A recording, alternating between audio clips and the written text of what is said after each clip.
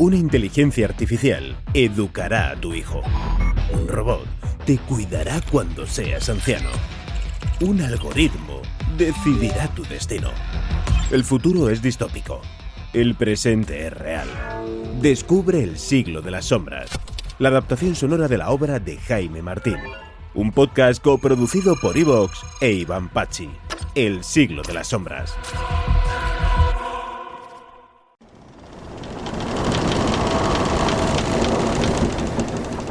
Alcanzó la orilla a nado después de batallar con un mar enfurecido y encrespado por los fuertes vientos de levante. Un sol perezoso apenas lograba traspasar la densa niebla con la que amanecía tras días de temporal. Su cuerpo, tendido boca arriba, mostraba los inequívocos signos de la fatiga. Miembros inertes, el rostro a medio camino entre inexpresivo y una leve mueca de alivio dibujada en los labios, y el tórax que se ensanchaba y encogía en rápidos movimientos, casi espasmódicos, como queriendo apresar hasta la última molécula de oxígeno. Los ojos cerrados, boca entreabierta y barba salpicada por las ligeras iridiscencias de la sal marina hacían pensar en un náufrago. Era sin duda la cara de alguien llegado del mar. De las entrañas de aquel inmenso espacio líquido, el lugar donde los anhelos y esperanzas de los hombres se encuentran en ocasiones con las desventuras más crudas y los sueños rotos.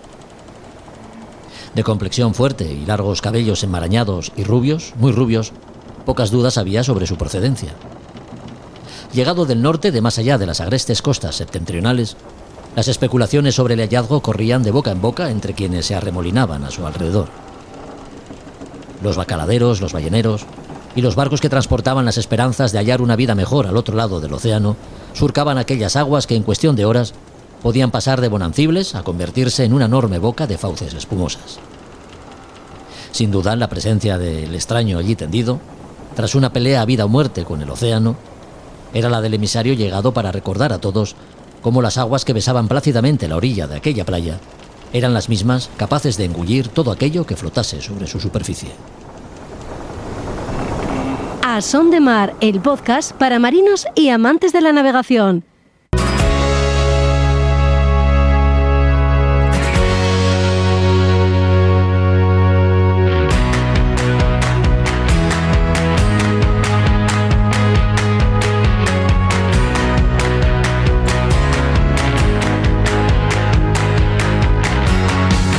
Hola a todos, ¿qué tal? Bienvenidos a otro episodio de A Son de Mar. El capítulo de hoy viene con ganas de vela oceánica, en concreto con ganas de 2 vueltas al mundo. Una de ellas a bordo de un ketch de 12 metros y la otra en un barco que no llega a los 6 metros de eslora. Una hecha con la misma intención con la que uno busca en su interior respuestas cuando la vida se pone patas arriba, y la otra con ganas de competición. Hablamos con Carlos Cuadrado, el navegante español residente en Australia, entrenador de tenis para jugadores de élite, que un buen día se hizo a la mar con la intención de circunnavegar el planeta, cosa que logró y llevó a las páginas de un libro de reciente publicación, Un rival impredecible. En este podcast nos contará el porqué de ese viaje y otros detalles del reto conseguido. A bordo de ese barco que no llega a los 6 metros que ya mencionamos, viaja Pilar Pasanau, regatista a la que seguimos de cerca en su vuelta al mundo de la Mini Globe Race. Con salida en Antigua y posterior llegada a Panamá, Pilar ha cubierto ahora la segunda etapa Panamá-Islas Fiji. De momento el papel que está haciendo es fantástico. Recuerda que tiene activado un crowdfunding en el que puedes colaborar para echarle una mano económica e ir cubriendo parte de los gastos que entraña una regata de vuelta al mundo. Con ella conoceremos de primera mano cómo vivió la segunda etapa de la Mini Globe Race. También tenemos meteorología. Hoy Javier Suárez quiere explicarnos cómo y dónde se forman las borrascas que nos afectan y cómo se comportan. Los libros de librería Robinson, las Españas de ultramar y sus exploradores con Josu Jiménez, que hoy vuelven a centrar su atención en la figura de don Álvaro de Bazán, y los detalles de la regata Isastur Universidad de Oviedo en aguas de la bahía de Gijón este fin de semana con Roberto Bucetas, completan este podcast que ya comienza.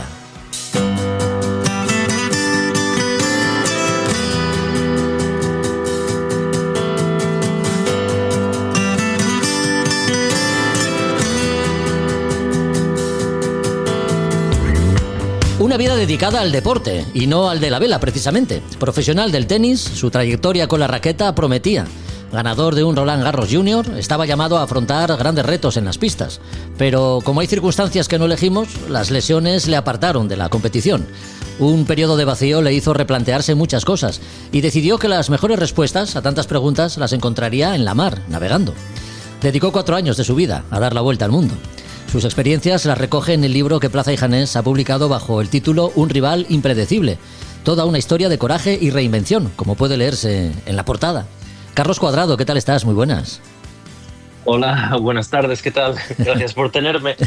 Gracias a ti por acompañarnos. Vives en Australia, Carlos, y ahora te encuentras en Londres como entrenador de élite, lo eres de Emerson Jones en el torneo de Wimbledon. Como suelen decir los periodistas deportivos, minuto y resultado. ¿Cómo están las cosas por Wimbledon, Carlos?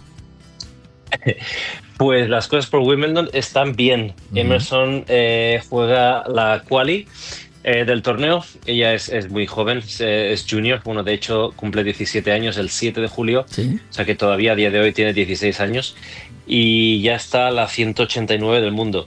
Entonces eso le ha dado la oportunidad de jugar la quali de Wimbledon y hoy ha ganado segunda ronda. Así que mañana vamos a las 11 de la mañana a jugar la última de la fase previa, a ver si hay suerte. Qué bien, pues nada, desde aquí nuestra enhorabuena y mucha suerte para los partidos que restan. Gracias. Carlos, la idea de llamarte surge para poder hablar contigo de tu vuelta al mundo en tu velero y porque también es verdad, por qué negarlo, tenemos todavía fresco el partidazo que hizo Alcaraz en la final de Roland Garros, ¿no? Un torneo que conoces porque has participado en él, también con triunfo, como decíamos antes. Sí, sí, no, claro, Alcaraz está increíble verlo jugar. La verdad es que es una auténtica gozada. Yo gané el Junior hace muchos años, 2001, y bueno, sí, la verdad es que París me trae muy buenos recuerdos. Hablemos de vela, ¿no? Porque a la vela llegas como práctica deportiva o como inquietud personal. ¿Cómo llegas al mundo de la vela? La verdad es sí, como inquietud, como que, o sea, de pequeño yo no crecí haciendo regatas, ni tampoco viene de familia. Lo que viene de familia es el mar, Uh-huh. el buceo, el tener una barca pequeña, una Zodiac pequeña de 4 metros y pasar los veranos en la Costa Brava, pues eso, de cala en cala y buceando. Y de eso sí, de navegar, no, eso me salió más de mayor. Cuando quería aprender, a mí me gusta aprender cosas nuevas a mí y me gusta viajar, me gustan los barcos, tenía mucha curiosidad de aprender a navegar a vela y me viene de mayor, sí.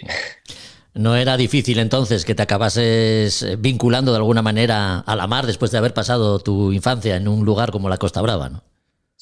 Claro, claro. Me venía de ahí las ansias de aventura, Claro. ¿no? Y qué mejor que hacerlo en un velero que se adapta increíble a la combinación de querer viajar por el mundo y hacerlo por el mar, ¿no? Y además, bueno, al empezar a probar la vela, pues bueno, la adicción que se te crea, ¿no? Sí. Como mucha gente me entenderá. Y el querer más, y el querer aprender más, y el querer viajar más lejos, y el querer cada vez descubrir nuevas cosas, me llevó al final a dar una vuelta al mundo, poco a Oye, poco. Carlos, como profesional del deporte, ¿has tenido la tentación de comparar la práctica de la vela con la del tenis en cuanto a destrezas, cualidades y valores que de alguna forma contagia a quien lo ejercita? Por supuesto, por supuesto. Los valores que aprendí del tenis. De hecho, en el libro hay muchos, bueno, hay capítulos, ¿no? Que Sí. va de la navegación al tenis, va un poco hacia adelante y hacia atrás, y comparo muchísimas veces los sentimientos que tuve en las pistas de tenis o la preparación de una pretemporada comparada con la preparación de un viaje. Sobre todo la búsqueda de soluciones a los problemas que continuamente te encuentras en una vuelta al mundo. Qué bueno. Y eso constantemente tiene similitudes con mi carrera deportiva. Qué bueno. Australia es un lugar donde el deporte y la práctica de la vela se ha convertido en una religión para muchos, ¿no? Desde que el Australia 2 ganase la Copa América, creo recordar que en 1983. ¿Cómo y de qué manera entras en contacto con la navegación a vela, Carlos? Pues vivo en Melbourne. Entonces, bueno, la curiosidad me llevó a querer hacer algún curso de navegación. Hice o sea, en Australia está el RYA, que es una titulación inglesa. Sí. Y bueno, quise hacer un curso básico Dayskeeper, creo que se llamaba. Y bueno, entonces después del Dayskeeper quise hacer otro más grande, pero más que nada para estar en contacto más con el mar y para seguir aprendiendo. Hice el Yachtmaster, no me examiné de Yachtmaster, solamente hice la teoría y los 5 días que sales a navegar. Y me pasó un poco lo mismo, quería más, no era suficiente y me di cuenta también eh, que si quería aprender a navegar igual me tenía que comprar mi propio barco y así también hacerlo un poco a mi manera. A mí me gusta hacer las cosas a mi manera. Fui una tarde a navegar en una regata de club, ¿no? Náutico, y la experiencia tampoco fue increíble, ¿no? No creo que yo era una persona de regatas, eso era una persona que me gustaba ir a navegar con calma y encontrar paz en el mar. Y por eso creo que al final acabé comprando mi barco. Que lo que pasó es que me compré mi barco y entonces quise ir a navegar más tiempo. Y ahí empezó un poco todo. Claro, claro, claro. Digamos que de alguna forma tu instinto deportivo es el que te fue obligando a superarte, ¿no? Y pidiéndote cada vez un poco más.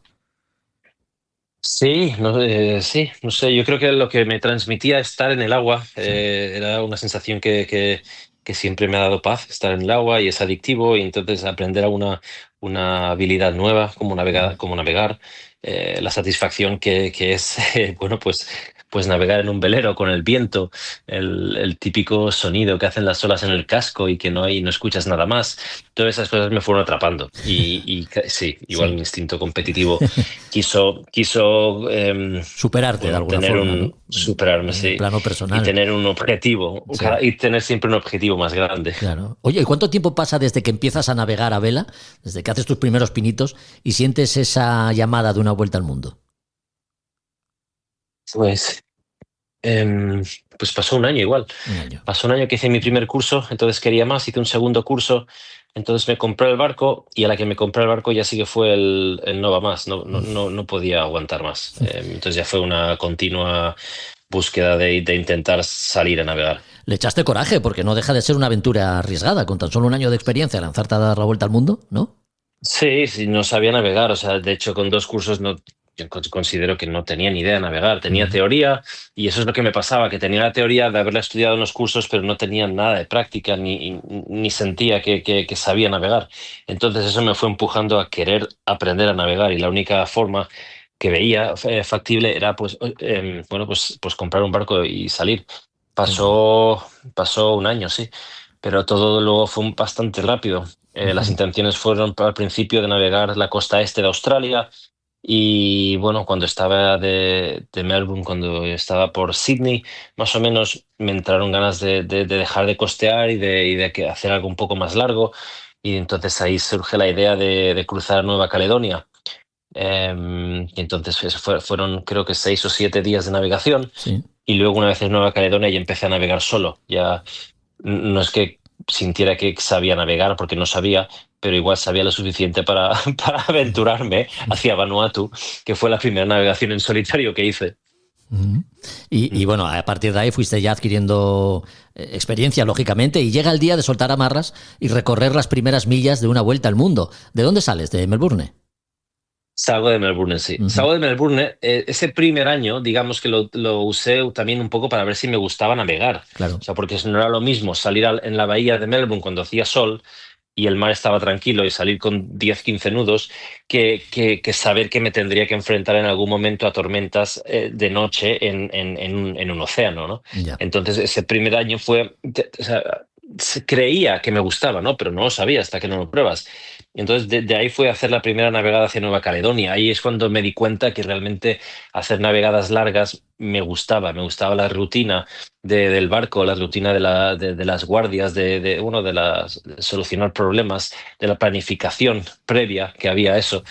Y el resultado de eso me atrapaba, la satisfacción de lo que sentía. Y bueno, y poco a poco, pues después de ese primer año es cuando vuelvo a Australia otra vez, porque Nueva Caledonia y Vanuatu están al este de Australia. Entonces, ahí vuelvo, después de 8 meses, vuelvo a Australia, espero a que pase la época de ciclones y ahí empiezo la vuelta al mundo, digamos, ya hacia el oeste, siguiendo los alisios. Pues cuando empieza la idea de dar la vuelta al mundo, cuando te empieza a rondar la cabeza esta idea, habrías invertido tiempo previo, lógicamente, en la planificación y el estudio. ¿Contaste con el asesoramiento de alguien para esto? No, No, pero hay suficientes información Ya. ahí fuera. ¿No? Entre los cursos de RYA que había hecho y algunos canales de YouTube que seguía y bueno, información que vas buscando en libros que hay, sentía que, o sea, me ayudó muchísimo las guías de Jimmy Cornell, tengo que Ujú. decir. De Jimmy Esas Cornell. dos guías, esos dos libros, me compré, no recuerdo los nombres, pero hay 3 libros, me compré 2 de ellos bueno, que te ayuda a planificar algo así. Ujú. Una larga travesía, la de dar la vuelta al mundo por los grandes océanos. Cada uno de ellos, ¿qué sensaciones te fue aportando? Porque cada uno tiene sus peculiaridades y características, ¿no? Sí. Sí, vi el Índico como muy salvaje. O Ya. sea, el Océano Índico, las olas venían muchísimo de través y venían con fuerza. Y siempre había alguna ola despistada que te venía de una dirección diferente y se movía todo el barco. O sea, te impactaba y se movía todo. Tenías que estar siempre atento. Los vientos también, creo que fui en julio y agosto, los alisios en el Índico están fuertes, soplan fuertes y te empujan rápido. O sea, Ujú. lo mejor es que te vienen por popa y la nave, bueno, y te empujan. Mi barco era un barco pesado, de una quilla grande, Sí. y era el ángulo perfecto para mi barco. Pero bueno, era el océano que me acuerdo que estaba, sí, era más duro. Sí, sí. El Índico. Luego Sí. sí, luego recuerdo el Atlántico como perfecto. Cuando salí de Ciudad del Cabo hacia Santa Elena, eso fue una navegación perfecta, de alisios siempre constantes, siempre entre 15 y 20 nudos constantes. No tuve tantas tormentas en el Atlántico y luego la navegación, la travesía desde Santa Elena hasta Grenada en el Caribe, directa también, sin escalas y en solitario. Esa fue una de las mejores, yo creo. Tuve la corriente a favor, los vientos igual 15-20 nudos siempre constantes, sin grandes cambios, sin grandes tormentas. Hay alguna suelta, por supuesto, Ujú. porque la travesía duró 27 días, 28 días, no recuerdo bien. Pero esa es la travesía que recuerdo la mejor de todas. Hacía unas millas al día de récord para mi barco y para mí, pero gracias a la corriente y a los vientos constantes. Y también la pesca. La pesca era abundante, era magis y atunes y bueno, me lo pasé muy bien. Qué bien. Ujú. El viaje alrededor del mundo te llevó 4 años y, como decimos, este viaje lo recoges en las páginas del libro Un rival impredecible. Durante estos 4 años, ¿llevaste la vida del navegante solitario? ¿Cómo estuvo estructurado este viaje, Carlos? O sea, no tuve pareja parte del viaje, o sea, no siempre estuve en solitario. Ujú. Tuve pareja por 1 año y medio, 2 años de lo que duró el viaje. Y bueno, entonces también ella por COVID se tuvo que ir a casa, entonces me quedé solo otros 7 meses a la travesía del Atlántico, por eso estaba solo en la travesía del Atlántico. Sí. Y bueno, la estructuraba bien. Es que me gustaba mucho navegar solo. Entonces, y incluso cuando mi expareja estaba en el barco, me gustaba a mí hacerlo solo y hacer las guardias solo y como tomar un poco, ella tampoco sabía navegar, se mareaba bastante constantemente, así que bueno, tenía que intentar pensar que como si estuviera solo en el barco. Pero es que me gustaba, es que no tenía ningún problema, al contrario, me encantaba el reto y lo llevaba bien. Por las noches, cuando estaba en alta mar, si estaba cerca de costa, me acuerdo dormir 20 minutos, ponerme alarmas de 20 minutos constantes, Ya. más que nada para los pesqueros y cargueros que hay cerca de la costa. Y bueno, y ya cuando estaba un poco más lejos, estaba ya bueno, cruzando océanos, las alarmas ya eran de 45 minutos, incluso de 1 hora. Y las de cuando ya empezaban a ser de 1 hora, pues la verdad es que era un placer, ¿no? Me levantaba 1 minuto, muchas veces dormía en cubierta, en la bañera y bueno, y Y, así iba pasando los días. claro, ¿el viaje fue continuo o en algún momento lo dejabas amarrado y te volvías a Australia? El primer año el plan era que yo volvía a trabajar a Australia unas 6 semanas al año en bloques de Ajá. 2 semanas, o sea, 3 viajes de 2 semanas. Eso fue el 2017-2018. Entonces, más 2018. Entonces volví cuando estaba en Indonesia, una vez, en Indonesia, en Malasia y en Madagascar, creo. Ujú. Sí, Madagascar. Entonces después pasó lo de COVID. Después ya de Madagascar, que llegamos a Ciudad del Cabo, empezó COVID y ahí fue cuando ya no pude volver a Ya, ya. Australia. Ujú. Entonces ya estuvieron 2 años por delante sin poder volver. Eso al principio me ayudaba para financiarme, para poder pagarme el viaje, y luego simplemente tuve que buscar la manera. Claro. Bueno, no es difícil adivinar las muchas referencias que encierra el título del libro, ¿no?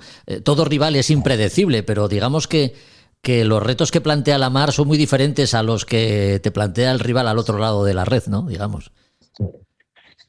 Sí, sí, pero el principio era el mismo, tienes un problema y tienes que figurar un plan para superarlo, y Claro. eso me encantaba, Ujú. eso me encantaba.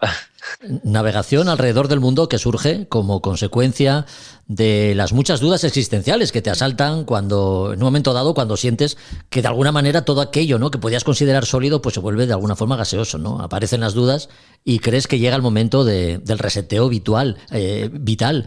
¿Qué tuvo este viaje de viaje interior? Bueno, o sea, yo dejé el tenis por una serie de lesiones que no pude evitar, operaciones de cadera, fue la mayor lesión que tuve. Y bueno, cuando fue dejar el tenis, la verdad que muy joven, a los 25 años, y bueno, creo que tuve una pérdida de identidad total, ¿no? Lo Ujú. que puede pasar a una carrera deportiva de élite, profesional, que se acaba antes de lo que se debía haber acabado. Entonces ahí fue una constante búsqueda de identidad y de soluciones bueno, de qué hago con mi vida, ¿no? Ser entrenador fue simplemente un paso natural en ese momento, un paso natural a hacer bueno, lo único que sabía hacer, que era el tenis. Sí. Entonces, después de eso me voy a Australia. Y bueno, y todo está un poco rodado. El vacío que me dejó el tenis al final, después de unos 5 años en Australia, tomó control, y yo necesitaba hacer algo, pues bueno, que me pusiera a prueba a mí mismo otra vez, como lo hacía el tenis, que me volviera a hacer sentir vivo de Ujú. la manera que me hacía sentir el tenis, y de volver a sentir esa adrenalina que sentía yo en los partidos. Vino en forma de navegación alrededor del mundo, ¿no? Puse juntos todas las cosas que me hacían feliz. Era el mar, la navegación, explorar, viajar, ponerme a prueba. Todo tuvo un cóctel perfecto para llevarme al mar Ya. y acabar haciendo una vuelta al mundo. Una vuelta al mundo a vela. ¿A qué conclusiones has llegado? ¿Qué pozo te ha dejado ese viaje, Carlos? ¿Qué? ¿Qué Dime otra pozo, vez. qué pozo te ha dejado ese viaje? ¿Qué conclusiones has sacado de ese viaje? Bueno, definitivamente he vuelto a encontrar un poco mi identidad, ¿no? Ujú. Suena raro, pero es así. Sí, sí. He encontrado otra vez la paz interior tan ansiada que iba buscando. Definitivamente estoy en paz ahora. He vuelto al tenis, he vuelto a entrenador de élite. Un poco se ha cerrado un círculo, Qué bueno. pero esta vez he vuelto por decisión propia, que es la diferencia que he visto, que Ujú. al principio fue un poco por accidente y ahora ha sido por decisión propia. Me gusta lo que hago, disfruto haciendo lo que hago, y eso para mí ha sido importante. El viaje bueno, me hizo conocerme a mí mismo. Hay incontables horas que pasas navegando solo, cruzando océanos. Te lo puedes imaginar, el Atlántico en solitario fueron 12 días hasta Santa Elena y 27 hasta el Caribe. Luego el Pacífico, pues fueron 31 días de Panamá hasta las Marquesas, y luego desde Bora Bora hasta Australia fueron otros 27 días. Son muchas horas solo y pensando y mirando al horizonte, Claro. bueno, que imagino que te gusta o no te gusta, pero bueno, a mí me ayudó Sí. a volver a encontrar propósito en mi vida, vaya. Como navegante sabes que el navegante es solo una parte de la historia, ¿no? La otra, digamos, que la escribe el barco. Algo nos has apuntado ya. ¿Qué barco tiene? ¿Cuáles son sus características principales? Es un ketch, Ajá. barco de 2 mástiles, Sí. de 40 pies, es de acero también, es muy, muy fuerte. bueno, como no sabía navegar, quise comprarme un barco lo más seguro posible, o que entendía, porque tampoco entendía de barcos. Y creía que, bueno, un barco de acero bueno, me daba seguridad. Y bueno, al ser un ketch, pues tampoco los mástiles eran muy altos, la mayor no era muy grande, era fácil de llevar para una persona sola. Y es un barco, pues, evidentemente lento. Es lento, que navega bien por popa. Y quería un barco así tenía margen de error también cuando cometía errores que iba a cometer. Y fue, fue un barco perfecto. Fue mi Y- casa durante 7 años también. ajá. Y así es mi barco. Bueno, bueno, por lo que nos dices, no, lo has vendido. No sé si tienes ahora otro barco. No, no lo he vendido, Ah, todavía lo tengo. vale, vale, vale. No, es que quise entender otra cosa. ¿Lo adquiriste pensando en la vuelta al mundo o...? Sí, Sí, sí. Ujú. sí. Bueno. Sí, no sabía, o sea, quería dar una vuelta al mundo, lo que no sabía era si iba a ser capaz y si me iba a gustar o no, pero bueno, me compré un barco pensando que sí daba una vuelta al mundo o sí iba a viajar, o sea, como creía que iba a hacer, Ya. pues quería que el barco estuviera ya preparado para esas cosas. Ujú. O sea, lo tuve y lo preparé durante 6 meses, poniéndolo a punto para viajes oceánicos, básicamente. ¿Y cómo se llama el barco? Y sí, se llama Mirni Okean. Mirni. Mirni Okean, sí. Mirni. Ok. Mirni Okean quiere decir Océano Pacífico, y no quise cambiar el nombre por lo que da mala suerte cambiar los nombres. Yo venía que no tenía ni idea, no sabía navegar y lo último que quería era jugar con la suerte de las supersticiones de los barcos. Qué bueno. Bueno, pues un rival impredecible. La vuelta al mundo a vela en su barco, el Ketch de 12 metros, que llevó a Carlos Cuadrado a completar el viaje de su vida, ¿no? No sé si tienes proyectos en mente. ¿Tienes otra vuelta al mundo preparada o otro tipo de navegación? Mi vida ha cambiado bastante. Ajá. Estoy con Mel, mi pareja actual.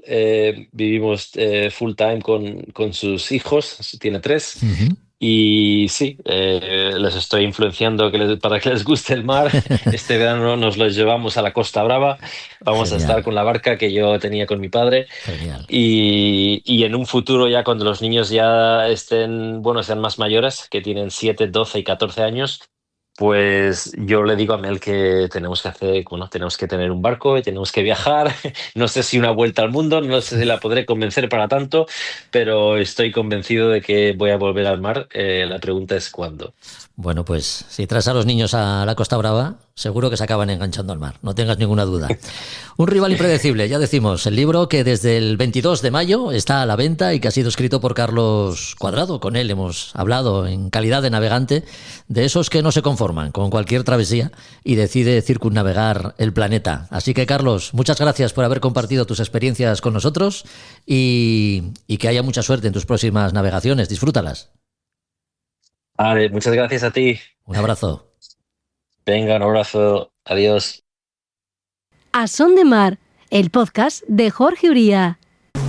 Suddenly, the world I used to know, I see it differently. You woke me from a dream, now here's reality. Baby, baby, you are really hurting me. 'Cause every time you tell me I look good and that I'm doing fine, but nothing ever changes. And now I see, baby, you are hurting me. Stuck in repeat. Stop lying. I know you play your part, but baby, it's breaking my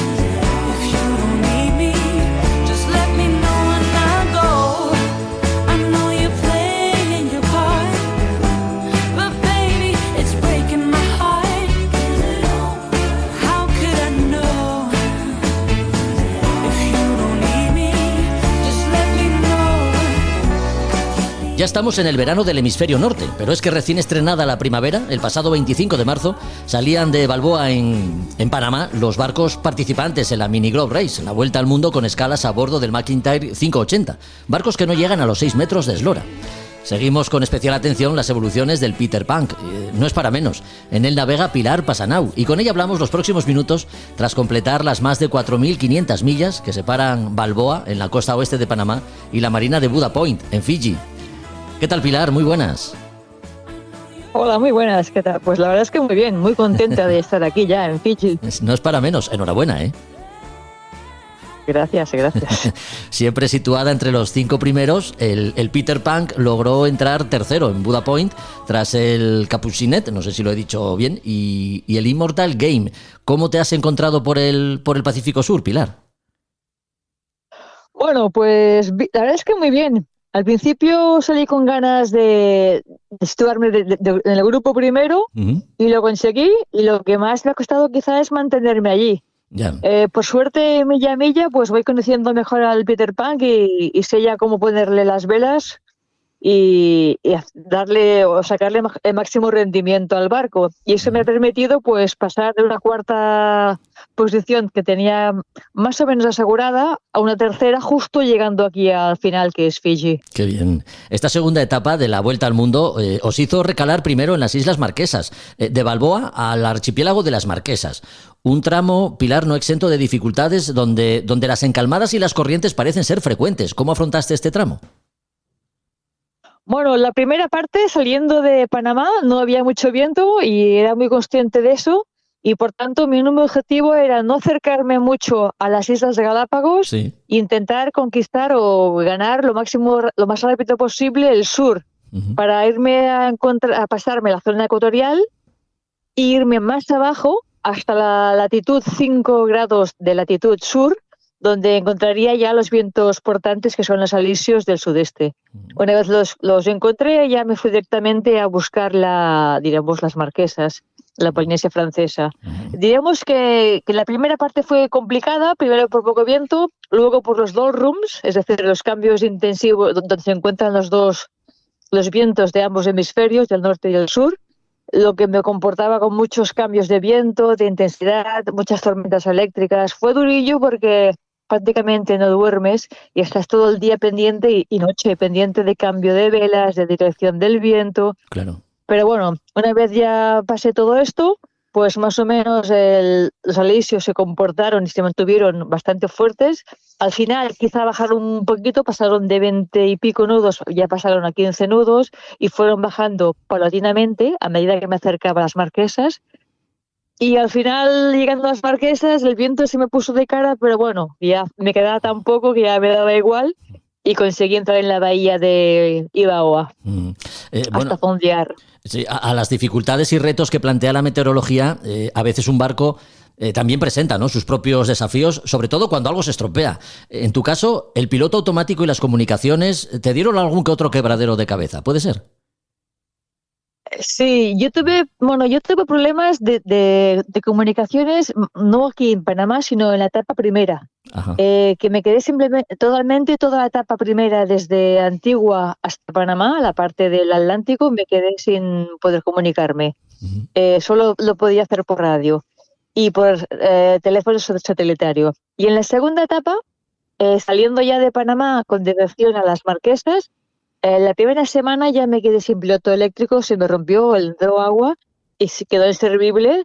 Estuvimos buscando la avería, pero cuando la encontramos nos dimos cuenta de que no se podía hacer nada con él y ya continué solamente con el piloto de viento. Lo que significa que cuando hay poco viento es difícil que el piloto de viento lleve bien el rumbo, así que tuve que navegar bastante a mano.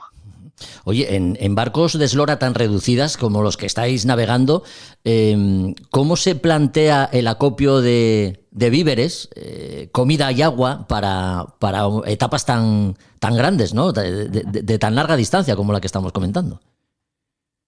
Sí, de hecho, esta segunda etapa que salía en Panamá salía en Panamá y el final de la etapa correspondía a llegar a Fiji, Sí. que son unas casi 7.000 millas, no creo que un poquito más. No, 7.000 millas, lo digo bien. Y lo que se hizo, la que aguanta la regata, que es Tom McIntyre, organizó pues paradas llamadas pit stop. La primera parada fue en Ibaoa, que sí que es cierto que era muy lejana, es que no había ninguna parada más antes de las Marquesas. Claro. Y luego la siguiente parada ya fue en Tahití, luego fuimos a Tonga y finalmente hemos llegado al Fiji. Lo bueno es que en cada parada pues debes estarte, es obligatorio estarte un tiempo, que depende de la parada, pues son 6, 7, 8 días no más, y te permite, aparte de pues comprar el alimento y el agua, hacer algo de mantenimiento, visitar la isla y si puedes, pues también descansar, Claro. que es importante. Lógico. Como comentas, de las Marquesas a Tahití y luego a Tonga. Navegar entre islas es todo un desafío, ¿no? Lo más complicado es navegar entre los arrecifes Claro. de coral, porque se crea un microclima que hace que te cambie de golpe el viento, es decir, te cambia la intensidad del viento y la dirección. Y estás navegando con el piloto y te das cuenta de que de repente has cambiado el rumbo y te vas 90 grados en otra dirección que no corresponde al rumbo debido al punto de destino. Y hay que estar siempre muy despierto para que no te pase eso. O si te pasa eso, pues cambia el rumbo y las velas. Claro, claro, sí. En una etapa tan larga, recordemos que, bueno, estamos hablando de muchas millas, ¿no? ¿A cuántos nudos habéis navegado de media, Pilar, más o menos? Bueno, de media creo que hicimos muy poquito. No sé si llegamos a los 4 nudos de media. Lo que pasa es que, claro, de media porque al principio de esta segunda etapa no había nada de viento. Y luego cuando vas más rápido, pues quizá navegas a 6 nudos, 7 o algo así. Evidentemente la media se reduce mucho y nos quedamos con 4. Lo normal es ir a 4,5, 5,5. Antes nos comentabas la peculiaridad que tiene pues la abundancia de arrecifes y cómo afectan a veces en las condiciones de viento, ¿no? ¿Cómo son estas peculiaridades, estas condiciones? ¿Abundan las tormentas? Entiendo que cuando estáis bajo el influjo de una tormenta o en las proximidades de una tormenta se acelera el viento, ¿no? Luego llega una encalmada. ¿Esto cómo lo gestionáis? Sí. Pues así, tal como lo cuentas. Lo curioso es que se crea como un microclima dentro del agua del arrecife. El arrecife, el atolón en sí, Sí. no es más que una especie como de círculo formado por el coral, que lo que hace es atrapar el agua que tiene dentro. Entonces el agua está a diferente temperatura, la de dentro, que la que ella misma tiene fuera. Y eso crea que se crean vientos turbulentes y además las corrientes, que se me olvidó decirte, Sí. también son muy fuertes. Es decir, tú puedes estar navegando y tener corriente en contra muy fuerte. Por eso, si te fijas, cuando yo iba a hacer con los otolones, nunca me voy al lado de él. Siempre busco el pasaje, es decir, el paso, donde hay más distancia entre atolones y me voy por el medio para que no me afecte la corriente en contra, porque las corrientes en contra son bastante fuertes, llegan a 2 nudos o hasta 3 nudos pueden llegar. Qué curioso. La atención es permanente, claro. Sí, eso que te explicaba antes, que de día y de noche estás siempre Sí, sí. pendiente y cuesta. Yo lo que hice cuando salí de Tonga, los 2 primeros días que no llegaba a los arrecifes, porque estaban a 200 y pico millas, 240 más o menos, me acuerdo, dormí tanto como pude, porque sabía que a partir de entonces, de esas 240 millas, llegando ya a la barrera de atolones, sabía que no dormiría bien. Así que mi idea era mantenerme lo más tiempo posible despierta, que es lo que hice. Los 2 últimos días me mantuve muy despierta y prácticamente no dormí para conseguir no despistarme. Ya. Recordemos, saliste el 25 de marzo de Panamá y llegas el pasado 16 de junio a Fiji, a Marina Buddha Point, en tercera posición. ¿Cómo fue la llegada? ¿Entraste de noche, al amanecer, atardeciendo? ¿Cómo fue el momento de la llegada, Pilar? Cuéntanos. Bueno, la noche anterior el día anterior fue muy duro porque yo ya sabía que me bajaría el viento y que me rolaría y que nos vendría de cara a mí y a los que iban detrás mío. Lo bueno que tuve yo es que estaba relativamente cerca de la parte oeste de la isla de Fiji y por tanto el viento, pues el poco viento quizá me afectaría y el role del viento pues, quizá me afectaría pues un día entero. A los demás les afectó mucho más que a mí. Y lo bueno que tuve es que a pesar de que no había viento, había algo de corriente que me permitió entrar por el canal o el pasaje que hay para entrar a Marina, a Buda Marina. Ya. Bueno. Lo que sí que miré, hay dos pasajes, Ujú. Jorge, perdona, hay dos pasajes y lo que hice es mirarme si iba por el del sur o iba por el del norte. El del norte es mayor, el del sur es más pequeñito, pero a la hora que yo llegaba, me daba mejor el del sur porque la corriente era entrante, no vaciante. Ya. Así que aproveché esto, entré por el del sur, que era más estrechito, y luego a medida que iba amaneciendo, pues me iba subiendo el viento y ya le puse el código cero, digamos, para ir al descuartelar, Ujú. ya fui ya más rápida y entré de día. Y es un gusto entrar de día en un puerto que no conoces. Claro, qué bien. Bueno, recordemos que a estas alturas todavía quedan barcos por llegar. ¿Todavía queda, perdona? Que digo que a estas alturas todavía del mes de junio todavía quedan barcos por llegar a Buda Point. Y hoy estaba mirando y tenemos a Josh, que es americano, lo tenemos a unas 49 millas, y luego tenemos a Gary, que es australiano, que está todavía a unas 128 millas también. Así que yo calculo que el americano primero, que he dicho, llegue pues en menos de un día y el segundo llegue en 2 días. El Peter Pan en forma, ¿no? Sí, pero aunque esté en forma, Jorge, aunque esté en forma, lo que sí que hago es cada vez que paro, modifico algo, cambio, o sea, lo hago más mío, para que me sea todo más cómodo, más fácil. Y ahora viene una tapadurilla, Claro. creo que es la más complicada, diría yo, me estoy preparando el barco bien para poder afrontarla con éxito. Lógico. Próxima etapa, Fiji, Ciudad del Cabo, por el Índico, con salida el 25 de julio. ¿Habláis ya de esta etapa, los patrones que estáis ahí en Fiji? Y tanto. Claro. Jorge, hablamos cada día de esta etapa, porque sabemos lo dura que es. Primera por la zona del estrecho de Torres, es decir, del norte de Australia. Salimos de aquí, vamos al norte de Australia y pararemos en una isla, la Thurston Island, que está justo al norte, en la zona del estrecho, que corresponde más o menos a una cuarta parte de esta tercera etapa, perdona. Ujú. Luego esa zona de ahí nos vamos a Cocos Keeling Island, Sí. que seguramente habrá poco viento, y lo que más nos afecta cuando salgamos del estrecho son las corrientes que hay por ahí. Esas son 2.000 y pico millas más, es decir, ya es la media etapa. De ahí nos iremos seguramente a Mauricio, Isla Mauricio, que está al lado de Madagascar. Y a partir de ahí viene la última parte de la tercera etapa, que es la parte más complicada por las corrientes que tenemos en dirección sudoeste, es decir, hacia que nos llevarán a Cape Town. Pero si el viento se levanta y viene del este, nos puede afectar mucho y nos puede hacer que la mar sea muy alta, muy grande, diríamos, y que venga en contra el viento y la mar se crea una mar como más piramidal y cuesta avanzar. Así que no tenemos esa parte de aquí, creo que es la que tenemos menos clara todos. Yo creo que todo dependerá del viento y que te encuentres cuando llegues por ahí. Claro. Bueno, me imagino, por lo que dices, que todos coincidís en el diagnóstico, o cada uno, digamos, que tiene sus filias y sus fobias respecto al trayecto a seguir. Bueno, yo supongo que cada uno tiene sus fobias. La mía es el frío. Yo soy una persona friolera, Sí. y a mí me afecta. Mira, hoy hemos ido en bus a comprar comida al mercado que está a 40 minutos. Ujú. Y todo el mundo iba con manga corta y yo iba con chaqueta, pues para que veas la diferencia térmica que hay en mi cuerpo y los cuerpos de los demás. Sí. Yo creo que cada uno tiene su punto fuerte o sus puntos fuertes y sus puntos débiles.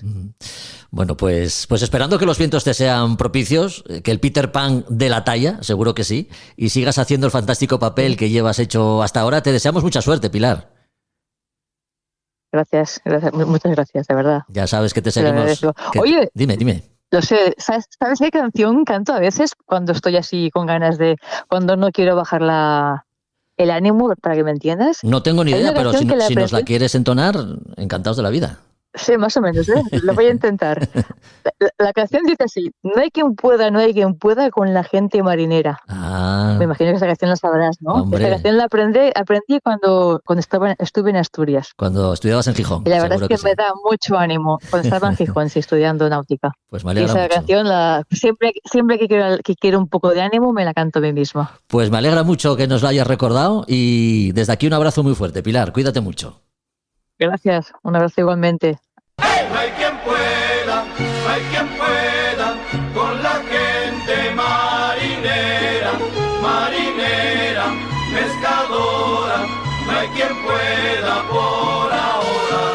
Y nosotros los viejos marinos hemos hecho un gran submarino a vivir en el fondo del mar con una bodega repleta de vino.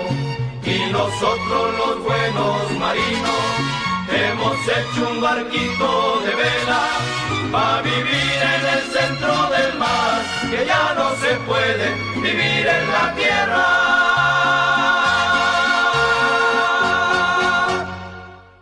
¿Te gusta salir de la rutina aprendiendo a navegar? ¿Has pensado en hacerlo por el Cantábrico, la costa atlántica de Francia y el sur de Irlanda o Reino Unido? Náutica Puerto Gris te lo pone fácil.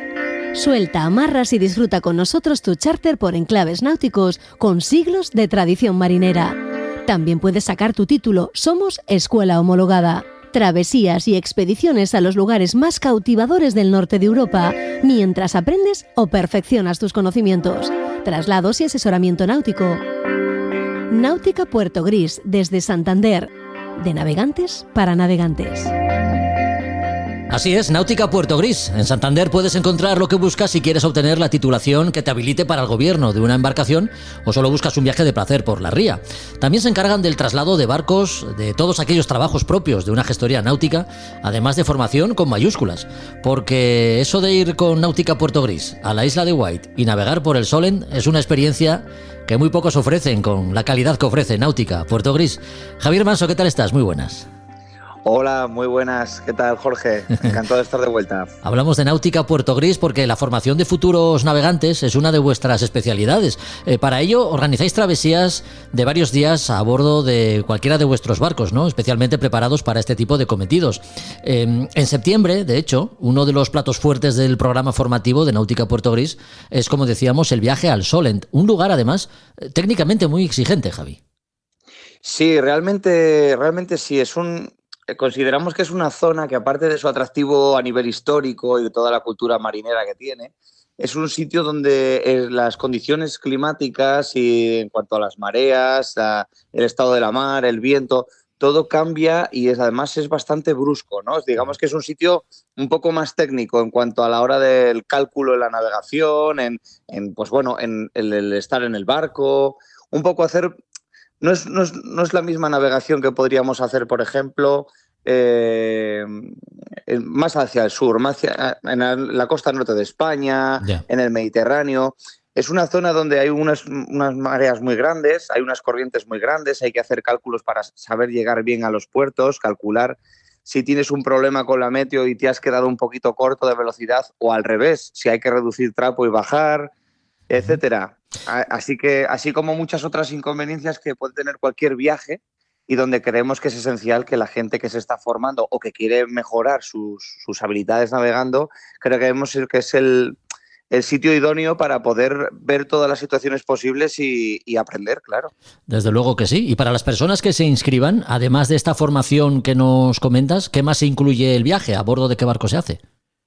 Pues sería a bordo del 50 pies del gran crucero que tenemos actualmente en el norte, que es es un Llano 49DS, que lo tenemos equipado, bueno, pues como has dicho antes, para zona 1 y para cualquier tipo de viaje oceánico, con el que se harán muchas más cosas y con el que estamos muy contentos porque precisamente hoy hablaba con Frank que el viaje de Dublín ha sido un éxito, el Solent está lleno completamente y La Rochelle que hacemos ahora está lleno completamente y el Solent está empezando a llenarse, así que quien esté interesado que sepa que las plazas vuelan. Qué bien, qué así bien. Que porque es que es además... una experiencia muy buena en un barco cómodo y Y bueno, y por supuesto Fran, que es el que va allí a instruir, en este caso es un crack y aparte, bueno, ya sabes que es historiador, o sea que va a haber un combo de todo, de historia naval general y de náutica hasta las orejas. Desde luego que sí, porque es que el Solen no solo es una zona interesante desde el punto de vista de la navegación,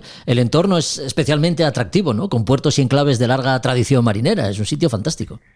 Claro, por lo que a mí respecta, sé que van a estar saltando entre la isla de Wight y la costa y el viaje, bueno, como el de Dublín se va a dividir en 2 etapas, una es la de ida, que son unos 7 días, del 7 al 14, en el que, bueno, se va a parar antes de cruzar el Canal de la Mancha en el norte de Francia, en Bretaña, y de ahí se cruza el canal y se estará por la isla de Wight o por la costa del sur de Reino Unido. Y la segunda etapa se recogen allí a la nueva remesa de clientes, se entrena navegando durante 2 o 3 días por la zona y luego se retoma el viaje de vuelta a casa, parando otra vez en Bretaña y de ahí hasta Santander. Entonces, bueno, son viajes que están teniendo muy buena salida últimamente porque la gente, estamos encontrando mucha gente que quiere perfeccionar todo ese conocimiento adquirido de las titulaciones que ha obtenido a lo largo de los años, pero a través de la práctica. Claro y es una zona que, como tú bien has dicho, es una zona compleja y donde te va a exigir el mar que estés a la altura de las condiciones, y esas son las condiciones de las más complejas que podemos tener por aquí cerca. Entonces, pues muy bien. Recordemos que este viaje está previsto para el mes de septiembre. Quienes estén interesados en apuntarse ya pueden inscribirse, ¿no, Javi?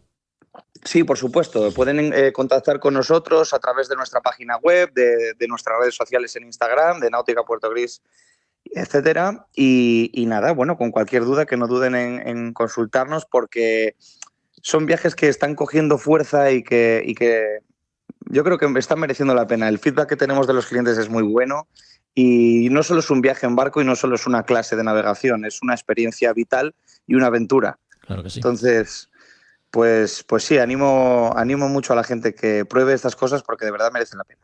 Náutica Puerto Gris, profesionales al servicio de todas aquellas personas que deseen iniciarse en la navegación o ya tienen experiencia y quieren ampliar conocimiento y aptitudes. Navegar por el Solen es, sin duda, una de las mejores opciones. Y de eso hemos hablado con Javier Manso, uno de los responsables de Náutica Puerto Gris. Gracias, Javi, por tu compañía. Hasta una próxima ocasión. Gracias a ti, Jorge. Venga, hasta luego. Náutica Puerto Gris y Sailing Indómito, experiencias náuticas. Suelta amarras con nosotros, charters exclusivos, nos adaptamos a tus necesidades. Nuestros barcos te ofrecerán la seguridad y confortabilidad que buscas. Consulta nuestros servicios en nuestras web nauticapuertogris.com y sailingindómito.es. Visita nuestros perfiles en Facebook e Instagram y haz tuyas nuestras aventuras. Náutica Puerto Gris y Sailing Indómito, profesionalidad, experiencia y ganas de compartir.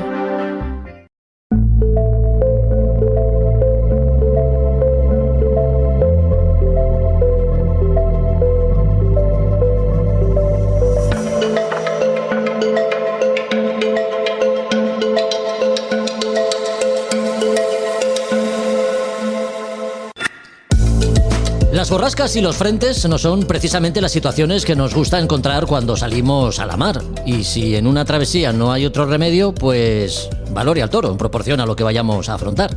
De borrascas o depresiones en regiones templadas, como dicen los técnicos, hablamos los próximos minutos que dedicamos a la meteorología con Javier Suárez. ¿Qué tal, Javier? ¿Cómo estás? Muy buenas.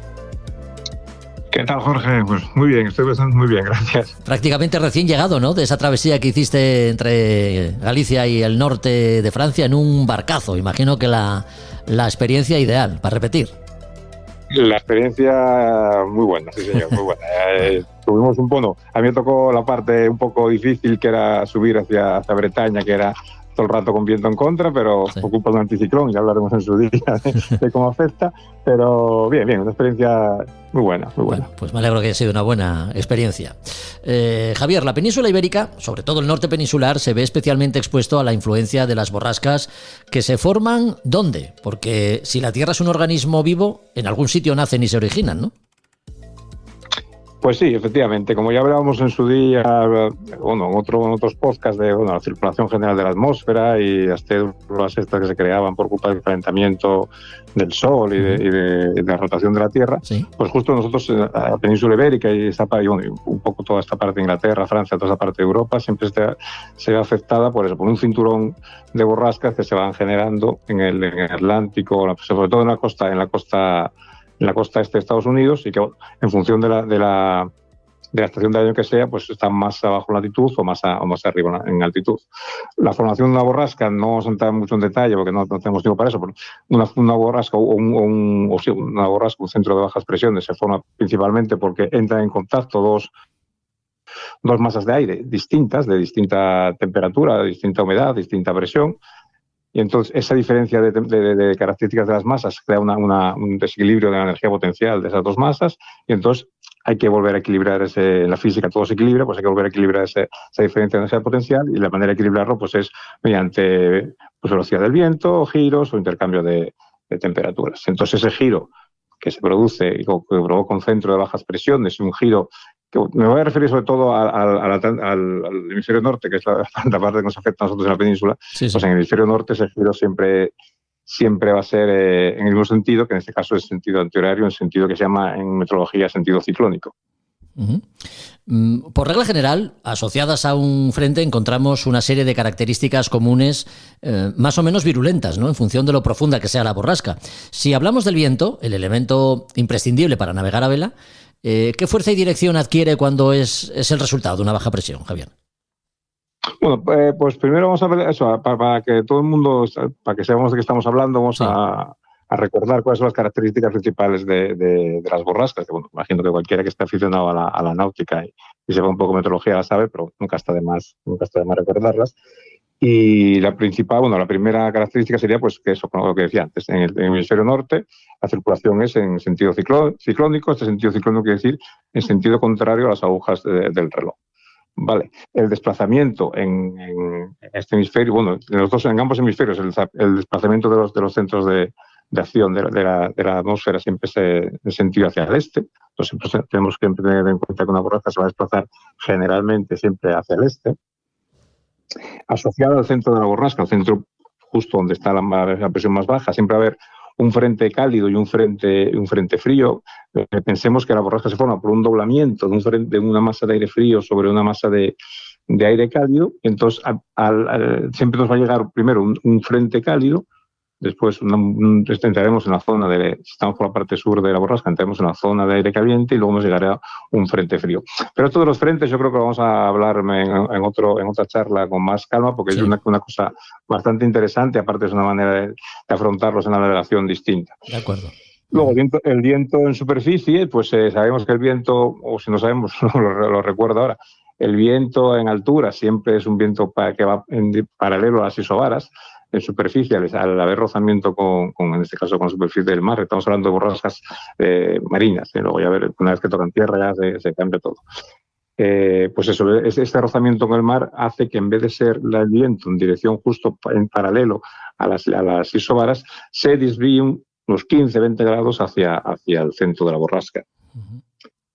Y luego, para determinar dónde está el centro de la borrasca, bueno, aparte de que imagino que estamos navegando en un sitio donde tenemos acceso a información meteorológica, por lo que sea, pues una manera y tradicional, y además que se lleva haciendo durante muchos años, es la regla de Bush-Ballot, que es que te pones, que te estés dando el viento de espaldas. A tu izquierda va a quedar el centro de bajas presiones y a la derecha las altas presiones. No va a ser justo a tu izquierda, va a ser pues, con lo que decía antes, esa desviación del viento de unos 15-20 grados hacia el centro de la borrasca, pues no será justo a tus 90 grados, sino será a unos 100-110 grados del centro. Bueno, esto básicamente son las características principales de eso, que se repiten en todas las borrascas. Sí. Viento y mar, o mar y viento. Uno repercute en el otro y viceversa, ¿no? ¿Cómo se comporta la mar en medio de una borrasca desde el punto de vista meteorológico?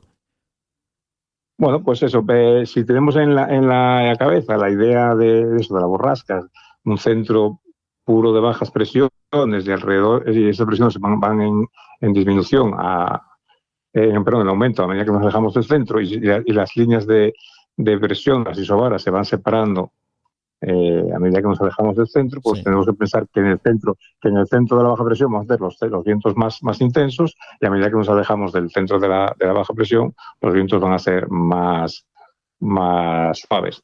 Entonces, como norma general, pues siempre evitar acercarse al centro, o evitar, mientras más podamos bordear una borrasca, mejor. Las rachas también son más fuertes durante el día, las rachas asociadas a una borrasca son más fuertes durante el día y sobre todo por la tarde, pero esto de que los fenómenos meteorológicos sean más intensos durante el día, sobre todo sobre las tardes, está íntimamente relacionado pues con la energía del sol, ¿no? Siempre el sol es un elemento más, la energía que provee el sol al sistema atmosférico es un elemento más. Ya. Que siempre va a afectar, todos los fenómenos siempre se suelen aumentar o fortalecer por las tardes, o cuando el sol está cuando la energía del sol es más intensa. Ya. Luego otra cosa que hay que hacer, perdón, sí, dime. Sí, no, sigue, que es muy interesante lo que estás contando, Javier. Bueno, pues otra cosa que hay que vigilar con las borrascas es cuando interacciona con los anticiclones. Si recordamos de nuestra última charla de la preparación que hacíamos del viaje por el Golfo de Vizcaya, y que decíamos que lo que yo tenía en mente, lo que me quitaba los sueños, pero lo que me tenía preocupado era que se solapaba el anticiclón de las Azores con una borrasca a altura del norte de Inglaterra. Pues si tenemos en mente cómo es el giro de una borrasca, giro anticiclónico en sentido contrario de las agujas del reloj, y cómo es el giro del viento en un anticiclón, que es giro ciclónico, giro en el sentido de las agujas del reloj, pues una borrasca que está en el norte de un anticiclón, o está pasando por la parte de arriba del anticiclón, justo donde se solapan esas dos interacciones del viento, y el viento se va a acelerar una barbaridad. Entonces, siempre que hagamos nuestras previsiones de una travesía o lo que sea, hay que ver cómo va a interaccionar esa borrasca con esos anticiclones. También, si esas borrascas generalmente lo que llamamos trenes de borrascas, se suelen generar seguidas, unas cuantas, entonces hay que tener cuidado de no por esquivar la primera, luego nos comamos por los trabajadores así, nos vamos a segunda. Yeah. Siempre hay que tener un ojo con eso. Y luego también cuando hablamos en otra de nuestras charlas, de los ciclones tropicales, los auténticos ciclones, los tornados cuando llegan a Estados Unidos, también hay que tener en cuenta que estos tornados a veces, como comentamos en su día, pueden incorporarse a la corriente general de la atmósfera en el hemisferio norte y transformarse en borrascas, que siempre van a ser borrascas muy profundas en el sentido que la presión en su interior va a ser muy baja, y mientras más baja sea la presión, mientras más sea la diferencia de presión entre el centro de la borrasca y los alrededores, más intensidad tiene el viento, por supuesto. Bueno, pues la meteo. Siempre decimos que su conocimiento y correcta interpretación es vital para reducir riesgos cuando navegamos. Por eso dedicamos algunos minutos en A Son de Mar, y lo hacemos con Javier Suárez, técnico en meteorología. Javier, te agradecemos mucho que hayas estado con nosotros una vez más y por cierto, nos han quedado cosas por comentar, así que el tema de frentes y también hablar de cómo afrontar, ¿no?, cuando navegamos a vela una borrasca, por dónde cogerla, por decirlo de alguna manera, pues si te parece, esos temas los dejamos para el próximo capítulo. Sí, por supuesto, sí. Encantado de comentar esto, que es un tema interesante, y aparte a todos siempre algún momento de nuestra navegación nos va a afectar el paso de un frente. Así que siempre está bien saber cómo abordarlo, o cómo debemos abordarlo. Pues nada, muchas gracias por la compañía, como siempre. Hasta la próxima. Nada, gracias a ti. Un saludo.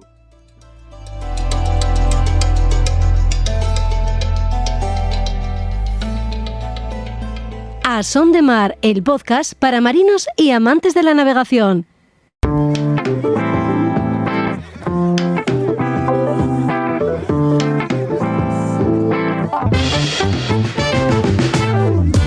Tiempo de lectura, tiempo para tomarnos un respiro en la camareta y dedicar unos minutos a alguno de los libros que Librería Robinson nos trae en cada capítulo. Hoy un título que todavía no ha llegado a mis manos, pero que es de esos que uno tiene muchas ganas de leer. Filosofía y navegación son los dos elementos que el autor esgrime para hablarnos de la prudencia y el riesgo, la solidaridad o cómo manejarse entre la libertad y la meditación, entre otros principios. Pequeña filosofía del océano, de Claude Obadia, una joya que no requiere de un gran volumen de páginas para resultar interesante y enganchar al lector desde la primera frase. Juan Melgar, ¿qué tal estás? Muy buenas. Hola Jorge, un placer estar aquí de nuevo. Hay tres tipos de hombres, los vivos, los muertos y los que salen a navegar. Así se titula el primer capítulo. Un dicho que ya entonaban los antiguos griegos y que nos da una idea del concepto que tiene el autor de los navegantes como él y nos pone en la pista de lo que vamos a encontrar en sus páginas, ¿no?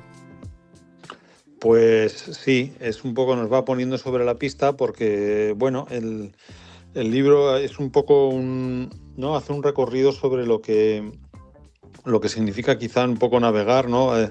Para una persona, ¿no? Sí. Desde el punto de vista también, podríamos decirlo, interior, ¿no? Ujú. Un poco de qué es lo que, pues un poco el estado de ánimo, qué es lo que pasa por la cabeza ¿no? La situación de una persona cuando se lanza a ese medio hostil que es el mar. Sí, sí. No, porque uno, exacto, como dice ese dicho desde los antiguos griegos, uno cuando está en el mar, pues está, quizá lo de ni vivo ni muerto es un poco demasiado, pero sí está en una situación especial de eso, de lidiar con un medio hostil y sobre todo en las navegaciones largas oceánicas, que es cuando de verdad el Ujú. hombre se mide con el elemento, ¿no? Sí. Claude Obadia defiende en el libro la idea de que navegar es una experiencia filosófica. Esto viniendo de un filósofo hay que tomárselo en serio, ¿eh? Pues sí, exacto, porque navegar efectivamente es algo muy serio. Ujú. No es algo que se pueda tomar un poco a la ligera, a pesar de las estampas que vemos, sobre todo por estas fechas, ¿no? De pues todo el mundo en los barcos, pasándoselo bien, en esas aguas cristalinas, bañándose pues en Baleares y en todo, pues generalmente el Mediterráneo. Y bueno, ahí se ve como una actividad muy placentera y fácil, pero bueno, todos los que hemos navegado un poco sabemos que eso que hay otra navegación, ¿no? Que es la seria y para la que enfrentarnos necesitamos pues nuestras armas un poco psicológicas, ¿no? Hay que tener la cabeza, dicho así como de manera un poco más vulgar, pues bien amueblada o bien en su sitio, porque Sí. no siempre es fácil. Para ilustrar esto en el libro, el autor nos cita ejemplos de momentos difíciles para navegantes. Pues hay muchos ejemplos de navegantes de la Vendée Globe que, por ejemplo, se encuentran pues en grandes dificultades de repente en el Índico Sur o el Pacífico Sur y con pues, golpes, accidentes, etcétera, Ujú. que los ponen realmente en situaciones difíciles y cómo salen de ello a través yo creo que vamos, yo creo que es imposible salir de esas situaciones Ujú. sin una fortaleza mental excepcional, ¿no? Ya. Y eso el libro la verdad es que lo narra muy bien, lo cuenta muy bien. De hecho, bueno, navegar es tomar decisiones, ¿no? Y afrontar a veces la incertidumbre, pero ¿cómo saber que tomamos la decisión correcta o si esa decisión efectivamente es la correcta? Es ahí donde el autor te tira de diferentes corrientes filosóficas, ¿no? Es también lo que hace atractivo al libro. Exacto, sí, porque, bueno, como se plantea siempre con las decisiones, pues Sí. uno toma la decisión que toma, pero muchas veces no sabes si es la correcta o no, porque tampoco sabes qué hubiera pasado si hubieras tomado una decisión en Ujú. otro sentido. Entonces, partiendo un poco de todo esto, pero sí, habla un poco de que navegar también es decidir, ¿no? Es ir tomando decisiones que muchas veces tienen que ser rápidas y no se puede parar muchas veces uno a sopesar pues las consecuencias de todo, etcétera. Claro, claro. Pues eso, Ujú. sí. Sí, no, además, claro, la navegación, lo que hablamos, ¿no? Además, y lo que defiende el autor en el libro, además de un arte, un conocimiento de muchas cosas, o un deporte, es una filosofía. Cuando leemos la contraportada, Juan, la contraportada de Pequeña Filosofía del Océano, Obadia invita al lector a cuestionarse tanto su vínculo con el mar como su relación con la vida. Mira, algo que Carlos Cuadrado, con el que hemos hablado antes, ha vivido en primera persona, por cierto. Es un pensamiento profundo este. Pues sí, es algo quizá que se repite mucho, ¿no? En este tipo de libros. Por ejemplo, otro también que tiene un momento vital o una experiencia vital también similar un poco, es uno que hemos comentado hace poco también, el de Tara Tari, por Sí. ejemplo. Ujú. Ese también tiene esos, ¿no? Esos momentos a lo mejor en la vida de una persona que a veces pues le empujan al mar al protagonista, Ujú. pero a lo mejor no necesariamente como había pensado o planeado, sino de otra manera. Y eso realmente es interesante, ver esa evolución y ¿no? Esa manera, y cómo muchas veces el mar transforma y sana y ayuda a una persona que a lo mejor ha tenido un momento duro, un momento de un revés, una adversidad, y es a través del mar como uno, ¿no? A través de superar esas dificultades que le pone a uno el mar, como sale adelante esa persona. Así es. Editorial Siruela. El libro viene respaldado además por un sello que se maneja bien en este tipo de publicaciones. Pues sí, esta colección de libros pequeñitos, el libro no es muy extenso, y es muy cómodo para llevar, para llevarse a algo corto, un viajecito corto, un trayecto corto y no ocupa mucho, y es en la línea de ensayos de este tipo de Siruela, la verdad es que son buenos. Tenemos otro también, por ejemplo, que hemos vendido mucho y recomendamos mucho sobre el galeón de Manila, que se llama La Plata del Pacífico, que es un pequeño libro sensacional también. Pues también nos lo anotamos. Con muchas ganas estamos de leernos Pequeña filosofía del océano, el libro de Claude Obadia que traemos hoy a la camareta, gracias, como siempre, a la oferta que nos presenta Librería Robinson, una oferta de libros y de títulos que podemos encontrar tanto físicamente en la tienda como a través de la web. Pero recuérdanos qué podemos hacer para ponernos en contacto con vosotros, Juan. Pues pueden venir a la librería, a la calle Santo Tomé número 6 en Madrid, en la que todavía estamos, aunque ya hemos anunciado otras veces que habrá una mudanza dentro de no mucho tiempo, en los próximos meses. Y el que no pueda venir siempre puede consultar nuestra web, nauticarobinson.com, o llamarnos por teléfono o escribir un email, como les sea más cómodo.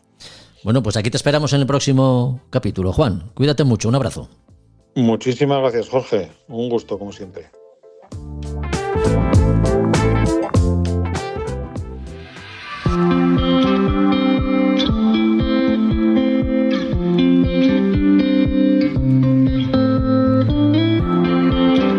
Somos los responsables de que la señal funcione siempre.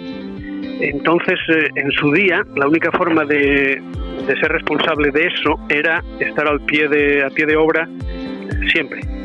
De hecho, ahí en la historia de los faros, quedaron los diarios de servicio. Había grandes problemas porque era problemático incluso el conseguir suministros.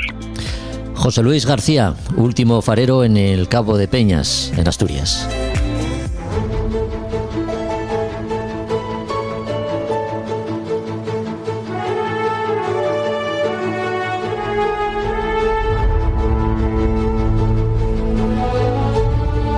Desplegamos nuestras velas y dejamos que el viento nos impulse rumbo a las Españas de ultramar y sus exploradores. Allí donde nos espera el protagonista de hoy, de quien supimos algo ya en el anterior capítulo. Hablamos y hablaremos de don Álvaro de Bazán. Adelante, Josu, cuéntanos. Hola, muy buenas a todos, aquí desde el Muga. Está lloviendo, por si oís ruido, está lloviendo aquí arriba, en la cubierta. Pues nada, os voy a contar un poco la segunda parte, o vamos a decir así, un poco resumida de la historia de la Isla Terceira, ¿no? Os comento un poco por contar un poco de la otra vez.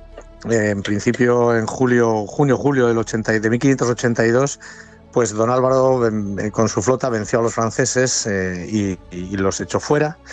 Bueno, algunos no quedó nada de ellos, y bueno, lo que quedaba después había que tomar esa isla, que era una fortaleza que habían montado ahí entre los resistentes portugueses en contra del rey Felipe II, que sería como el Putin de ahora frente a los britanos y los franceses, junto con los portugueses, que no estaban por la labor de aguantar a Felipe II de rey. Y entonces, bueno, pues había que tomar esa isla, que esa isla estaba en un punto muy estratégico para atacar a las costas de la península y romper contra las flotas las flotas de India, ¿no? Las que traían o las que llevaban las riquezas. Y entonces, bueno, pues un año después, también en 1583, Álvaro de Bazán ya le comunica a Felipe II, pues cómo tiene preparada la flota para salir desde Lisboa hacia allí. Allí, pues bueno, lo importante en este caso, la clave de todo esto era la logística. No solamente no había el riesgo del combate naval, con lo que había que llevar era fuerzas, soldados y artillería para atacar y poder entrar. Con lo que entonces, bueno, pues en esas manda 14 carabelas que serían como fuerza ligera de descubierta, y después iban, pues bueno, pues un montón de naos gruesas que se llamaban en la época, galeras, para poder llevar las barcas de desembarco, etcétera, ¿no? Es decir, estamos hablando de desembarco anfibio, no cualquier cosa, y en el siglo XVI. Y en principio, bueno, pues de allí salen 91 embarcaciones, ¿no? Con las barcazas de desembarco, habían 20.000, bueno, tripuladas por 3.800 hombres, gente a remo. Bueno, podemos imaginar lo que era esa flota saliendo desde el Tajo. Además de todo lo que llevaba aquello a nivel de suministro y demás, pues bueno, digamos que había casi 9.000 hombres de infantería de marina. Esperaban allí en las propias islas, que en la isla de San Miguel, que estaba un poco más al sur de la isla Terceira, pues 2.500 hombres de los viejos tercios. Es decir, que lo que llevaba era cualitativamente la mejor tropa que podía existir, que eran los tercios, y poderoso porque era una cantidad enorme, ¿no? Estamos hablando de casi 15.000 hombres para acabar con aquello. Y bueno, pues todo esto ya en julio fondea primero en Punta Delgada, hacia Aguada, prepara las galeras, y en principio pues lo que tienen que hacer es prepararse para atacar esa isla que era una fortaleza, la isla Terceira, que la podéis ver ahí, que es una isla redonda. Y bueno, pues había vientos contrarios, y al final, pues bueno, los de allí también querían saber qué pasaba, mandan una embarcación para saber lo que pasaba, y los capturan los hombres de Álvaro de Bazán, y se convierten en este caso lo contrario, informan a Álvaro de Bazán, saben un poquito cómo que son los lugares favorables, la distribución de las tropas, las baterías, etcétera. Y poco a poco, cuando ya cambia el viento al este-nordeste, pues ya entran a la isla Tercera en 2 de julio.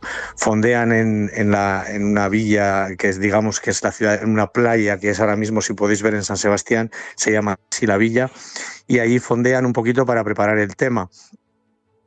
Cunde el pánico en la isla, y las varias naos de la Armada francesa pues salen corriendo.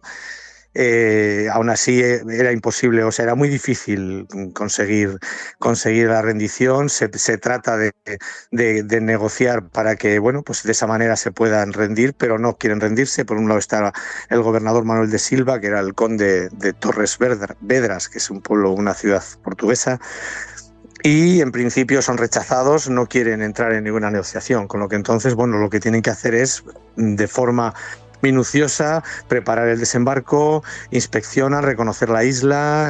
Al final, bueno, pues se encuentran un poco la opción que es en la cala de las molas o muelas, y bueno, pues allí empiezan a preparar un poco el desembarco.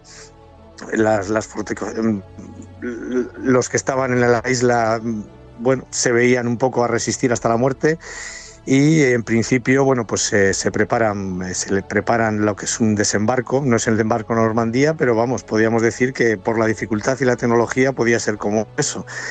Y en el 25 de julio, pues se dará el embarque de la gente y el embarque de la tripulación en las barcas, y se prepara un poco el desembarco, las galeras para desembarcar, para arrastrar un poco y llevar a remolque las lanchas, lo que son las barcazas, y el desembarco se hace con éxito. Se toma la playa. Hay una resaca muy fuerte, imaginaros dónde estamos, allí con esos barcos, no hay motores que aguanten esa resaca. Algunos barcos van contra las rocas, otros, pero al final consiguen llegar a tierra, que uno de ellos, uno que no es famoso, pero su hermano sí, que es Rodrigo de Cervantes, hermano de Don Miguel. Allí luchan contra los franceses, que se baten bien, los vencen, el asalto dura poco, y en principio se ordenan las compañías, se ocupa la isla en esa parte, se encuadran los cuerpos, ya estamos como si estuviéramos en Flandes, es decir, con los arcabuceros en los flancos, todo lo que es a modo de tercio se sigue luchando, y se va hacia el sur, hacia la isla, hacia San Sebastián, que se llamaba el pueblo, que está más al sur, si lo podéis ver, y allí, bueno, pues siguen luchando. El conde de Torres Vedras, les quedaban 1000 portugueses y trata de hacerles a una labor de lanzarles unas vacas para lanzarlas sobre los españoles, pero no pueden, no sirve el sistema porque, bueno, para poder sacarlos, y al final ellos tienen que echarse hacia atrás, hacia un fuerte que es Angra, y en principio siguen forzando la marcha, atacan a los buques fondeados y al final lo ocupan y se organizan más la resistencia, siguen resistiendo estos portugueses porque los franceses ya ni están. Manuel de Silva, que es el conde de Torres Vedras, se interna en la isla, pero al final va quedando y se queda sin prácticamente, a una resistencia lacónica o como podía hacer. Al final, un poco este desembarco anfibio fue, se puede decir que es un desembarco histórico. Por eso este famoso combate compuesto por la batalla naval y después, un año después, porque ya no había poder naval francés, pues el enemigo, nosotros éramos superiores en cantidad y en calidad. Los famosos tercios, se capitula y al final la lección de la lanzada, el análisis, todo lo que es el cálculo que se hizo para poder hacer un buen desembarco y la tranquilidad que daba el tener el dominio del mar, pues con la táctica que se hizo se consiguió conquistar ese último trozo que resistía un poco en este caso a la Unión Ibérica, ¿no? A partir de ahí, después de esto, ya venía la expedición contra Inglaterra, pero don Álvaro murió y las cosas se retrasaron y todo el mundo sabe lo que pasó en la Armada, ¿no? Pero un poco fue esto, y con esto se eliminó una resistencia que hubiera sido un gran problema y unos costes muy grandes para mantener un poco ese gran imperio que se había formado en esos momentos en todo el mundo, que es cuando no se ponía el sol. Isla Esta Terceira. Es un poco la historia de don Álvaro. Sí. Isla Terceira, una isla estratégica en las Azores que don Álvaro de Bazán neutralizaría para asegurar que el comercio con América fuera fluido y sin intromisiones extranjeras. Esta fue una de sus hazañas. Hubo algunas más que repasamos en el anterior programa, gracias a Josu Jiménez y sus Españas de ultramar con sus exploradores. Así que, Josu, muchas gracias una vez más por habernos ilustrado, habernos acompañado, y te esperamos en el próximo capítulo. Pues sí, contando cosas que son históricas, reales y con orgullo de ser nuestros ancestros. Nada más, sin más, con humildad y orgullo. Un abrazo fuerte, hasta la próxima. Venga, hasta luego.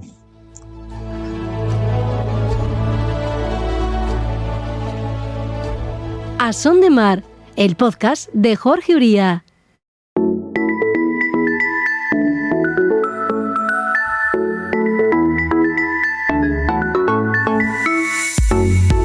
El pasado martes 24 se presentó en el Ayuntamiento de Gijón, con la liturgia que merece, la 27ª edición de la regata Isastur Universidad de Oviedo, una de las citas más queridas y esperadas por los aficionados. Algo adelantamos ya en el anterior capítulo, pero como estamos casi a un cable, digamos, de que se celebre, a un día de su inicio en aguas de la playa de San Lorenzo, hablamos con Roberto Bucetas, patrón del velero anfitrión y capitán del equipo de regatas universitario. ¿Qué tal, Roberto? ¿Cómo estás? Muy buenas. ¿Qué tal, Jorge? Buenos días. Oye, maestro de ceremonias y patrón de uno de los barcos favoritos, a unas horas del comienzo imaginamos que esta regata la vivirás con especial intensidad, ¿no? Bueno, esta regata siempre se vive con un poco especial, sí, es la regata de la casa, es la regata nuestra, por decirlo de alguna manera, ¿no? Pero bueno, favoritos no podemos ser favoritos, la verdad es que es complicado. Bueno. ¿Por qué? Porque, es una regata que no es como el resto de trofeos del año, que hay una clasificación por clases y nada más, ¿no? Aquí va a haber una regata, una clasificación general absoluta de todas las clases, entonces, sería, te lo agradezco, pero eso no sería realista decir eso. Ahí están los barcos de clase 1, que son los barcos que, en principio serán los favoritos al triunfo final de la regata. Así está el Tasus, que ganó el año pasado, es un barco de los favoritos. Está también el Bulbos, que viene de ganar el primer trofeo de primavera aquí en Asturias. Está también el GS1, está el Starfighter, que quedó segundo en la cantidad infinita. Esos son los barcos favoritos para ganar la regata. Nosotros tenemos que conformarnos con pelear con pelear la clase 2. Desde luego nuestro rol en la regata. Lo que seguro que vais a hacer es un buen papel, eso por descontado. Al menos el ánimo está en ello. Salimos a competir, eso seguro, eso te lo puedo garantizar, y salimos al 120%, eso seguro, eso te lo puedo garantizar. Yo también. Muy bien, muy bien. Mira, la playa de Gijón, la bahía de San Lorenzo, es el lugar donde se desarrollarán las mangas la tarde del 28 y la mañana del 29. Para quienes nos escuchan y no conocen la playa de Gijón, ¿cuáles son sus características más sobresalientes para la navegación, Roberto? ¿Qué es lo que más destacarías? Sí, la previsión en principio va a ser de nordeste para el sábado, y habrá una prueba el sábado por la tarde, a la salida a las 15:30, y pues habrá otra prueba el domingo por la mañana. La previsión del sábado es nordeste de rango medio, y bueno, la playa de San Lorenzo, para hacer un recorrido al nordeste, pues bueno, dentro de los recorridos que se pueden establecer, pues normalmente será un recorrido al viento, un bastón al viento de tres ceñidas. Y bueno, pues vamos a tener que salir siguiendo, y normalmente todo el mundo dice, y algo de cierto tiene, que el bordo favorecido es el bordo hacia las piedras, ¿no? Es el primer bordo que navegas con rumbo este, es el que más pegado a las piedras, es un rumbo que dicen que es un poco más favorecido, pero bueno, o sea, intervienen tendrán otros condicionantes aparte. Y bueno, y después nada, prácticamente la idea será poner la línea de salida y la llegada lo más próximo a la playa, para que sea lo más vistoso posible desde lo que sería desde tierra. Vientos de nordeste son los que están previstos efectivamente para este fin de semana. Hablas de que pueden cambiar los condicionantes, ¿no? A veces, ¿no? El hecho de que el sábado la regata sea por la tarde y el domingo sea por la mañana, esto también puede influir en cómo sople el viento. Sí, ese va a ser un condicionante. Ya sabemos que el nordeste tiene una componente térmica. Bueno, se habla de nordeste un poquito más a la derecha, hacia el este incluso. Sí. Tiene una componente térmica, y supone que si la regata es por la tarde, pues ese viento pues va a soplar con un poco más de intensidad que si fuera una regata de la mañana. Lo contrario pasa el domingo, que es las regatas por la mañana, claro. Y las previsiones son nordeste, pero son de menos viento incluso, y no va a tener tanta componente térmica el viento, con lo cual se supone que habrá una regata con viento el sábado y el domingo con menos viento. 27 años han pasado ya desde la primera edición. Los barcos de la universidad nutren sus tripulaciones con estudiantes que van pasando de promoción en promoción, y que no necesariamente tiene que ser de Marina Civil, ¿no, Roberto?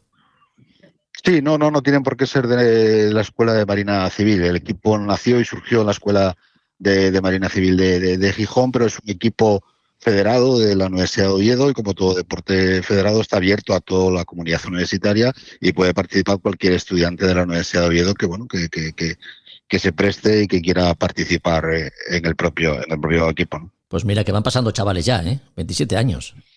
Sí, la verdad es que sí, van pasando unos cuantos, y muchas veces te dice qué suerte que tienes de contar siempre con gente para la tripulación del equipo, pero bueno, también tienes un pequeño hándicap, que parece que todos los años empiezas de cero, no de cero, pero bueno, siempre renuevas 4 o 5 de las 14 licencias que tenemos, renuevas 4 o 5 personas todos los años, con lo cual, bueno, es casi siempre volver a empezar, ¿no? Pero bueno, encantados de poder que las estudiantes de la Universidad de Oviedo puedan también a participar en un equipo de vela, un deporte que nos apasiona, y que puedan aprender cosas que después puedan servir para su posterior trayectoria profesional, ¿no? Claro que sí. ¿Y hay mucha diferencia entre los chicos y chicas que llegan de Marina Civil a los que llegan de otras facultades? Porque a la hora de ponerse a la práctica, una cosa es la teoría que reciben en clase, hablo de los de Marina Civil en concreto, y otra cuando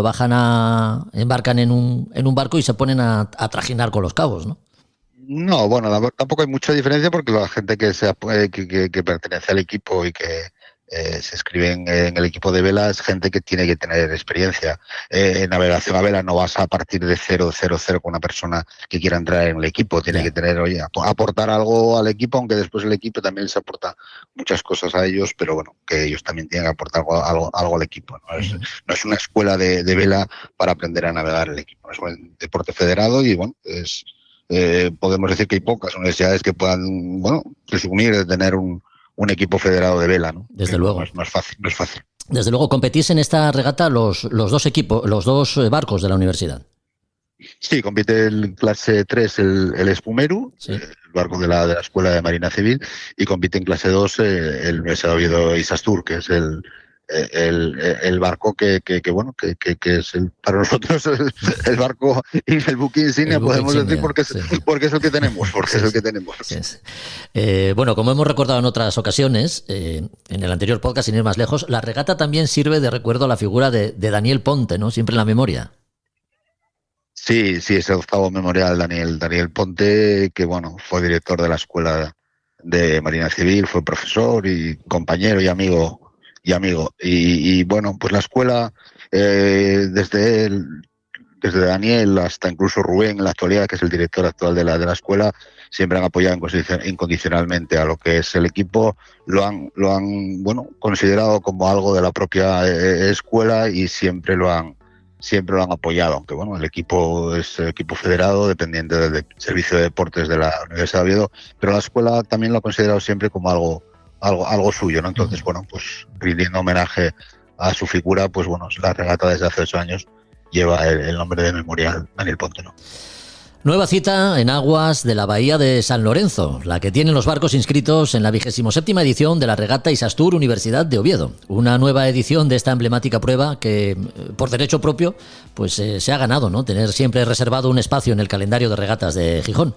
Con uno de sus organizadores hemos hablado. Gracias, Roberto, por acompañarnos una vez más. Dime. Y comentarte para finalizar simplemente que también es prueba puntuable para el Campeonato de España, con lo cual, pues siempre le aporta también un plus más a la regata y que todos los barcos vienen con ganas de intentar ganar para puntuar para el Campeonato de España. Ahí van los grandes, con el cuchillo entre los dientes, como tiene que ser. Eso, exactamente. Un abrazo fuerte, hasta la próxima.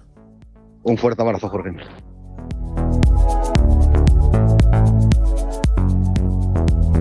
Pues hasta aquí otro episodio de A Son de Mar. Volvemos en 15 días, ya sabes, con más actualidad y temas de interés para los aficionados y también profesionales de la náutica. No te pierdas el próximo capítulo. Recuerda que puedes seguirnos en Instagram y Facebook o a través de la web www.podcastasondemar.com. Puedes anunciarte con nosotros, recuérdalo. Hacemos llegar tus productos o servicios náuticos a tus clientes. Hasta el próximo capítulo. Adiós. A Son de Mar, la náutica en un podcast. Una inteligencia artificial educará a tu hijo. Un robot te cuidará cuando seas anciano. Un algoritmo decidirá tu destino. El futuro es distópico. El presente es real. Descubre El siglo de las sombras. La adaptación sonora de la obra de Jaime Martín. Un podcast coproducido por Evox e Iván Pachi. El siglo de las sombras.